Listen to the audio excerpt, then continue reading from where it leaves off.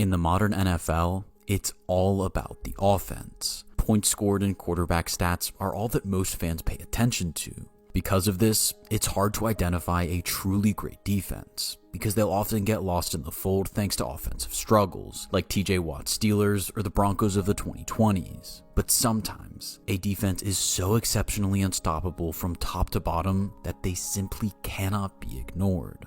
In 2024, one team fielded a defense that was as close to flawless as it could get, despite injuries, starting multiple rookies, and giving highlight reels to players who had never been on their roster. As a team, however, they not only dominated the league, but won it all on the back of one of the finest defensive performances ever. This is the story of the 2024 Philadelphia Eagles, the greatest defense of all time.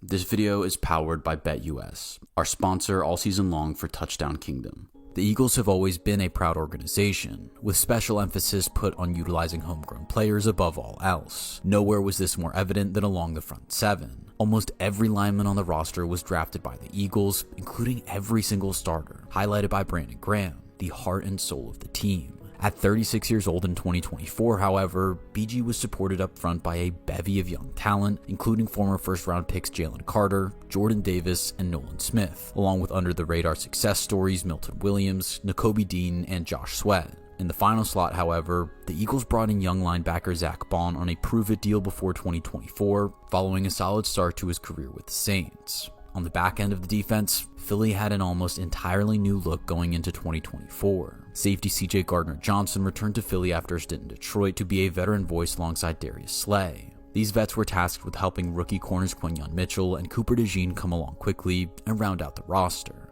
This defensive unit was actually coming off a down year. After Jonathan Gannon was pulled to Arizona to lead the Cardinals thanks to the 2022 Super Bowl run, Philly brought in Sean Desai, then quickly Matt Patricia, neither of whom could maximize the production of their defense. In an attempt to get back to simple, effective defense, the Eagles brought in former Broncos head coach Vic Fangio.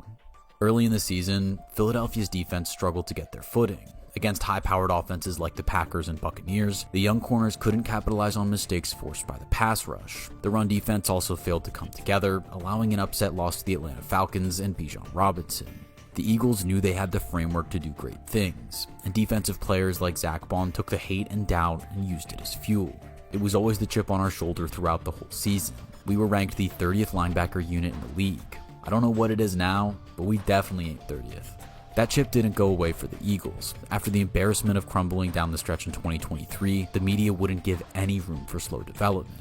Luckily for Philly, at the week 6 mark of the season, right after the Birds' early bye, something fell into place. The offense started moving behind insane production from Saquon Barkley, and this momentum carried to the other side of the ball. From week 6 to 15, they allowed just over 15 points per game, shutting down some of the most prolific offenses in football. Joe Burrow and the Bengals scored just 17 points, as Burrow was held under 250 passing yards and only threw one touchdown. Similarly, the Baltimore Ravens had few answers in week 13, as the Birds sacked the elusive Lamar Jackson 4 times and hurried him 28 more, while preventing Derrick Henry from gaining momentum on the ground. At this point in the season, 2 things had happened. First, the defensive line had found its identity. With total faith in its front 3 or 4, Vic Fangio almost never blitzed, giving free rein under the middle of the field to his linebackers and Cooper DeJean, who had found himself in a nickel corner role. The line, led by Jalen Carter, was an offense's worst nightmare, thanks to their ability to get solid pressure without blitzing, allowing more support and pass coverage. Second, the new faces were stepping up in a big way. Both DeJean and Quinyon Mitchell were immediate successes in their new roles, while Zack Baun hit a gear he'd never reached in New Orleans, leading the team in tackles and cracking the upper echelon of the league. Both of these pieces became vital down the stretch when Brandon Graham, captain and premier pass rusher, went down with an injury that looked like a season ender. Once again, the young guys on defense would have to step up. Now, even the world's best defense is going to struggle at times, and after the Eagles rattled off 10 straight wins, they finally found a weakness. In week 16, Jalen Hurts got injured, leading to a slow start on offense. Against the Washington Commanders, this left open gaps and tired players to be attacked by one of the best rookies in history, Jayden Daniels. The Eagles gave up 36 points, narrowly dropping the game.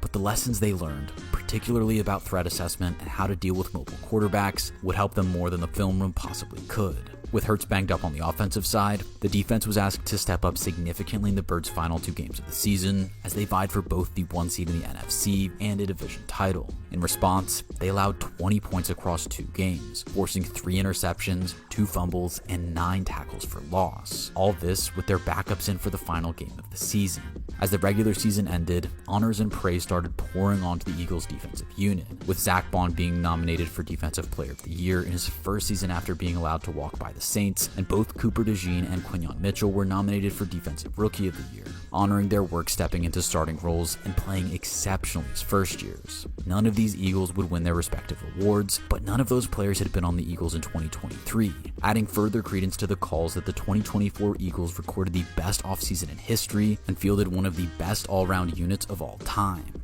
At this point, the Eagles were about as hot as a team could get, just in time for the postseason.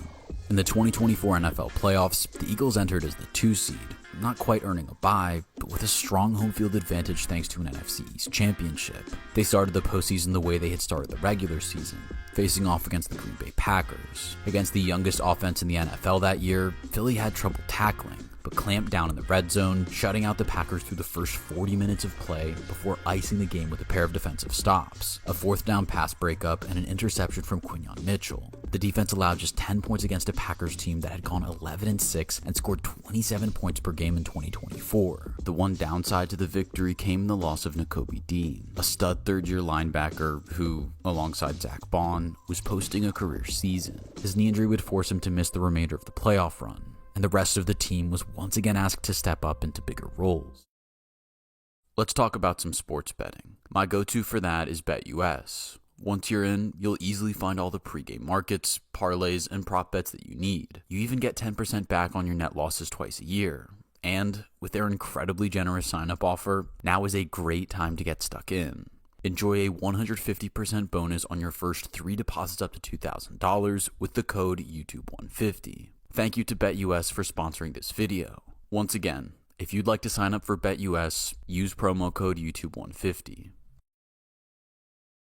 Philly was rolling going into the divisional round, where they had to face the hottest team in the league at that point, the LA Rams, who had clawed back from a 1-4 start by going 9-3 down the stretch and scoring 25 points per game. Fully healthy on offense, the Eagles had to game plan for Puka Nacua and Kyren Williams, as well as the vast big moment experience of Matthew Stafford. Snow on game day threw some variables into the mix, but the win came back to Philly because of a dominant defensive performance when push came to shove. Jalen Carter had one of the best games of his young career, sacking Stafford twice and making multiple key stops. The Eagles never surrendered the lead against LA, despite multiple strong drives from the Rams. And in a 4th quarter where LA were desperate, their drives ended with back-to-back lost fumbles, a punt, a touchdown, and a turnover on downs to end the game. Going into an NFC Championship game that they would host, the Eagles had pinned down 2 explosive offenses, but their biggest opponents were still in front of them.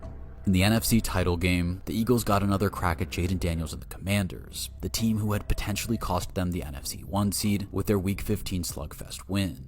After the division rivals had dropped 38 on the Birds just a few weeks ago, many people were ready to count out Philly and their defense against Daniels. Unfortunately for Washington, the Eagles' D-line was ready for this rematch, with Milton Williams and Jordan Davis having a field day against their weak interior O-line, limiting the Commanders' run game to 99 yards after they'd averaged 154 per game. The passing attack wasn't much better, with short passes to Zach Ertz being Daniels' only option thanks to lockdown coverage from Quinyon and DeJean. In the second half, the Eagles outscored Washington 28-7, forcing a total of 4 turnovers in the game and preventing Washington from gaining any footing in the matchup. Philly blew out the Commanders 55-23 and punched their ticket back to the Super Bowl. For context, the Eagles had faced the Kansas City Chiefs in the Super Bowl just 2 years prior. In Super Bowl 57, the Eagles defense had no options against Patrick Mahomes, Travis Kelce, or even Isaiah Pacheco. And despite a great day on offense, they fell short after allowing 38 points to the champs. This loss kickstarted the Chiefs' dynasty and potentially caused the spiral that the Eagles went on in 2023. So this rematch was as personal as it could get. Right off the jump in Super Bowl 59, the Eagles showed their exact game plan and dared the Chiefs to beat it. Brandon Graham had returned early from injury to bolster the pass rush, and the Birds intended to use that pure pass rush to pin down Patrick Mahomes. And it worked, with Milton Williams and Jordan Davis feasting again while the Chiefs' interior line was forced to cover Jalen Carter more tightly. And guys like Zach Bond, Moro Ojomo, and Jalix Hunt were able to run wild when pressuring the QB. This pressure with 4 allowed diverse pass defense calls from Vic Fangio, and the Chiefs were held scoreless through the first half of the Super Bowl, with Travis Kelce not recording a single catch. In those first 2 quarters, the Eagles picked off Mahomes twice, with Cooper DeJean's first career interception being returned for a touchdown, and Zach Bond's interception setting up an easy offensive score. Going into the second half, the Eagles didn't let up at all, pressing down on Kansas City. In order, their drives went punt, turnover on downs, touchdown, lost fumble, while the Eagles scored on every drive until the game was all but over. The team allowed back-to-back Chiefs touchdowns to end the game, but before that point, they'd been up by 34, one of the largest margins in Super Bowl history. The Eagles won Super Bowl 59 in New Orleans, getting their revenge on the Chiefs and preventing a historic three-peat. The 2024 Eagles ended their season as champions, and despite Jalen Hurts winning the Super Bowl MVP, it was all thanks to their defense. Yes, Saquon Barkley had a historic season at the running back position, but the defense was the spark plug. At the end of the season, their unit allowed just 18.1 points per game, 288.6 yards per game, 4.8 yards per play, and 2 takeaways per game, all stats which were best in the league. They also have the number 2 passing defense to complement the number 4 rushing defense. This wasn't just the best unit this season, it stands up historically. The 2024 Eagles posted 41 total sacks, as many as the 1976 Steelers and more than the 2000 Ravens, 1972 Dolphins, and 1971 Vikings. Their 4.8 yards allowed per play rivals the 1985 Bears, who allowed 4.4. And while they didn't turn the ball over as much as other great defenses, their 18 points allowed per game, when scaled to the modern, offense-first game of football, is just as impressive as the 12 points per game allowed by the 85 Bears and 72 Dolphins. The Eagles didn't have a single hole on defense, despite rolling injuries and having to face multiple offensive superpowers on their way to the title. Their next man-up mentality and ability to win on every level dismantled the greatest rookie season in history, cooled off 2 of football's hottest teams, and halted the chemistry of the greatest postseason combination in history. When all was said and done, the 2024 Philadelphia Eagles delivered one of the most dominant Super Bowl wins in history, and did so because they had the greatest defense of all time. Thank you to BetUS for sponsoring this video. Once again, if you'd like to sign up for BetUS, use the promo code YouTube150.